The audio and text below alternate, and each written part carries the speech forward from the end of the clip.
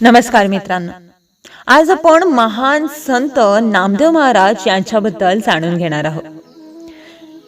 तर पंढरपुरात दामशेठ व गोणाई या नावाचे एक जोडपे राहत असे.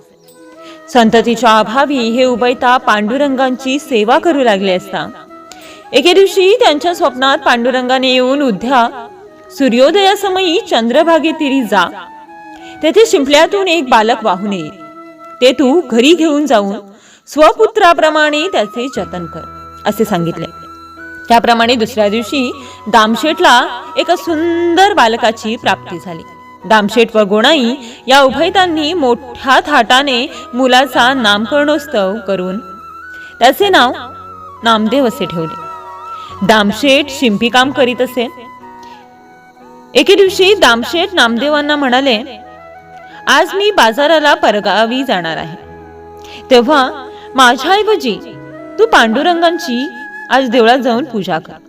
त्यावर गोणाईने पूजेचे सर्व साहित्य तयार करून दिले आणि नामदेवांनी देवळात जाऊन पांडुरंगाची यथासांग पूजा केली. त्यानंतर भाताचा नैवेद्य दाखवून ते डोळे मिटून पांडुरंगासमोर स्वस्थ बसले. थोड्या वेळाने त्यांनी डोळे उघडले. त्या समयी त्यांना भांड्यात भात जसाचा तसा असलेला आढळला. तेव्हा नामदेव पांडुरंगाला उद्देशून, देवा, मी वयाने लहान असल्याने माझी पूजा तुला आवडली नाही का असे म्हणून ते ओक्साबोक्षी रडू लागले आणि म्हणाले, देवा, आज माझे वडील परगावी गेले आहेत, म्हणून त्यांच्या सूचनेवरून मी पूजा करावयास आलो आहे. उद्यापासून तेच पूजा करतील. तू आज का जेवला नाहीस? माझ्यावर रागावलास का? हा भात जर मी तसाच परत नेईल तर देवाला उपाशी ठेवलेस म्हणून माझा बाबा मला खूप खूप मारणार. करिता माझ्यावर कृपा करून एक वेळ जेवण कर, नाहीतर मी तुझ्या पायी खचित डोके फोडून घेईन. तेव्हा पांडुरंग प्रकट झाले आणि, नाम्या, तुझा शुद्ध भाव पाहून आज एक दिवस मी जेवून घेईन, पण मी जेवलो हे मात्र कोणासही सांगू नकोस. जर सांगशील तर तुझा बाप रोज मला जेवण्यासाठी आग्रह करेल. म्हणून ही गोष्ट अगदी गुप्त ठेव असे बजावून पांडुरंग जेवले. घरी आल्यावर आज भाताचे पातेले रिकामी कसे? तू जेवून आलास का? रोज ते नैवेद्य दाखवून भात परत आणत होते, म्हणून आम्हा सर्वांना जेवायला मिळत होते. तुझ्या पूजेमुळे आज आम्हाला उपाशी राहावे लागते असे म्हणून गोणाईने नामदेवांवर शिव्यांची लाखो उली वाहिली आणि ते त्यांना मारावयास गेले. इतका दामशेठ आला. त्याने नामदेवांना जवळ बोलावून घेऊन शांतपणे सर्व विचारपूस केली. नामदेवांकडून खरी हकीकत समजल्यावर दामशेठने गोणाईचे समाधान केले. यावेळी नामदेवांचे वय 5 वर्षाचे होते. बालवय निघून गेले तरी नामदेव सदा पांडुरंगांच्या भजनातच दंग राहत. उद्योगधंदाकडे तिळमात्रही त्यांचे लक्ष दिसेना. तेव्हा त्यांना एकदा संसारात अडकून टाकावे अशा विचाराने आई वडिलांनी त्यांचे लग्न केले. पण 4 मुले झाली तरी नामदेवांचे मन किंचित देखील संसारात गुरफटले नाही. ज्याचे चित्त माझ्याकडे परिपूर्ण असते त्याच्या प्रपंचाचा भार मी चालवतो असे भगवद्गीतेत 9व्या अध्यायात भगवान श्रीकृष्णांनी म्हटल्याप्रमाणे नामदेवांना संसारात देवाने कोणतीही वाण पडू दिली नाही. एके दिवशी नामदेव कीर्तनाला निघाले तेव्हा त्यांची पत्नी राजाई घरात धान्य नाही म्हणून कुरकुर करू लागली. ते ऐकून, कशाला विनाकारण काळजी करतेस, आपला पांडुरंग समर्थ आहे असे म्हणत ते बाहेर पडले. इतक्यात स्वयंपाकाला लागणारे सर्व सामान घेऊन भगवान पांडुरंग देव केशव शेठ या नावाने नामदेवांच्या घरी आले आणि नामदेवांनी हे सामान दिले आहे असे सांगून तेथून परत निघाले. नामदेव कधी गरुडपारी तर कधी चंद्रभागेतीरी कीर्तन करीत असत. नामदेवांजवळ जरी पांडुरंग गुजगोष्टी करीत होता तरी त्यांना सद्गुरूकडून मार्गदर्शन झाले नसल्याने आत्मज्ञान झालेले नव्हते. त्यामुळे त्यांची संतांमध्ये गणना होत नव्हती. एकदा पंढरीची यात्रा संपवून घरी जाते वेळी गोरा कुंभाराने सर्व संत मंडळींना आपल्याकडे येऊन आपला आश्रम पवित्र करण्याविषयी विनंती केली. ठरल्या दिवशी निवृत्ती, ज्ञानदेव, सोपान, मुक्ताबाई, नामदेव, कबीर हे सर्वजण त्यांच्या घरी गेले. संत आले घरा तोची दिवाळी दसरा असे म्हणून गोरोबाचा आनंद गगनात मावेनासा झाला. गोरोबाने सर्वांना तृणासनावर बसवून त्यांची षोडशोपचाराने पूजा केली व त्यांना पंचपक्वानांचे भोजन दिले. मुखशुद्धीस तुळशीपत्र दिल्यावर सर्वांसह गोरोबा बोलत बसले. इतक्यात ज्ञानदेव म्हणाले, गोरोबा, कच्चे मडके व पक्के मडके कोणते हे तू जाणतोस? करिता येथे जमलेली मडकी एकदा परीक्षून पहा. ज्ञानदेवांच्या या बोलण्यातील मर्म जाणून गोरोबाने लगेच थापटणे हातात घेतले आणि ते प्रत्येकाच्या मस्तकावर एक एकदा हाणले. सर्वजण मौन धरून राहिले. फक्त नामदेव मात्र, मी काय केले हो तुम्हाला? उगीच कशाला तुम्ही मला मारता असे म्हणून ओक्साबोक्षी रडू लागले. तेव्हा गोरोबा म्हणाले, ज्ञानदेवा, हे मडके मात्र अजून कच्चे दिसते. हे शब्द ऐकताच नामदेव चटकन उठले आणि भराभर पावले टाकीत पांडुरंगाजवळ गेले. त्यांनी रडत रडत घडलेली सर्व हकीकत पांडुरंगास सांगितली. तेव्हा पांडुरंग म्हणाला, नाम्या, तू कच्चा आहेस, ही गोष्ट अगदी सत्य आहे. त्यामुळेच तर अजून तू मला जाणू शकला नाहीस. पांडुरंगांचे हे सांगणे नामदेवांना पटले नाही. त्यामुळे त्यांनी बराच वेळ पांडुरंगांशी वाद घातला.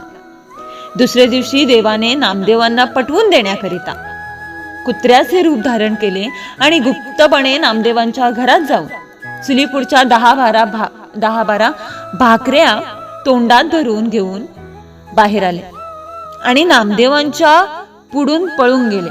कुत्र्याला पाहताच नामदेव हातात काठी घेऊन धावले. शेवटी कुत्र्याला गाठून त्यांनी त्यांच्या पायावर 2 काट्या हाणल्या.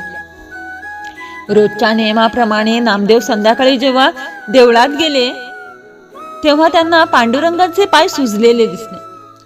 नामदेवांनी, देवा, पायांना काय झाले तुझ्या असे विचारले. तेव्हा, सकाळी मी कुत्र्याच्या रूपाने तुझ्या घरच्या भाकऱ्या उचलल्या तेव्हा तू मला मारलेस ना, त्यामुळे माझे पाय सुजलेत.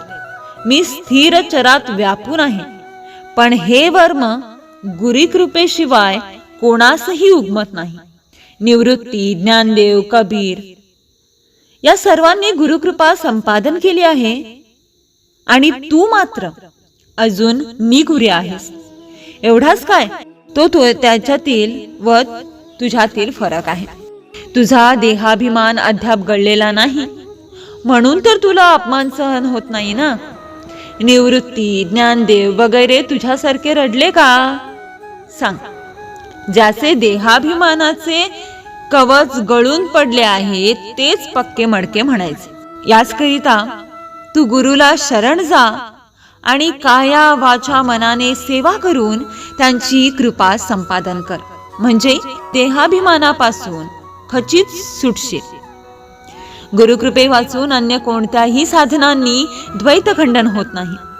मी देखील रामावतारात वशिष्ठांना व कृष्णावतारात सांदीपनांना शरण गेलो, तेव्हाच मला आत्मज्ञान झाले.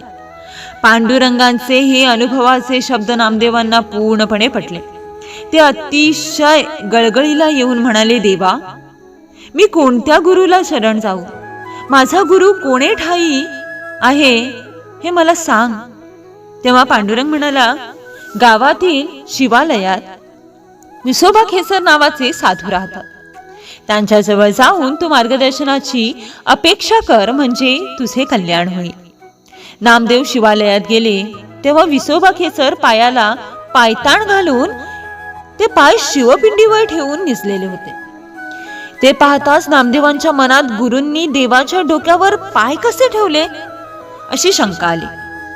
जेवते वेळी पहिल्याच घासात माशी यावी त्याप्रमाणे नामदेवांना प्रथम दर्शनानेच सद्गुरूंचा अवगुण दिसला.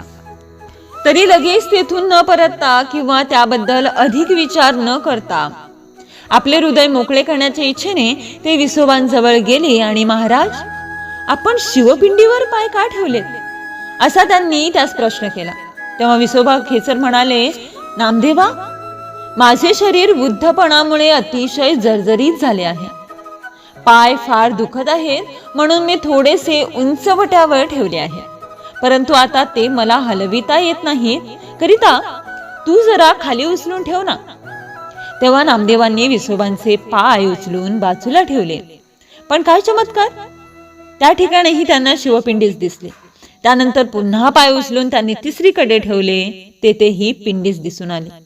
त्यानंतरही ज्या ज्या ठिकाणी ते पाय ठेवू लागले त्या त्या ठिकाणी त्यांना पिंडीच पिंडी दिसू लागल्यामुळे त्यांची मतीच कुंठित झाली. शेवटी त्यांनी अनन्य होऊन गुरुपदावर मस्तक ठेवले. त्या समयी त्यांचे हृदय प्रेमाने भरून गेले. डोळ्यातून प्रेमाश्रू वाहू लागल्या. गुरूंचे पाय म्हणजे बहुमोलाचे आहेत असे वाटून ते गुरूंच्या पायावर हात फिरवू लागले. हळूहळू आपले मनोगत त्यांनी त्यांच्या पुढे प्रकट केले.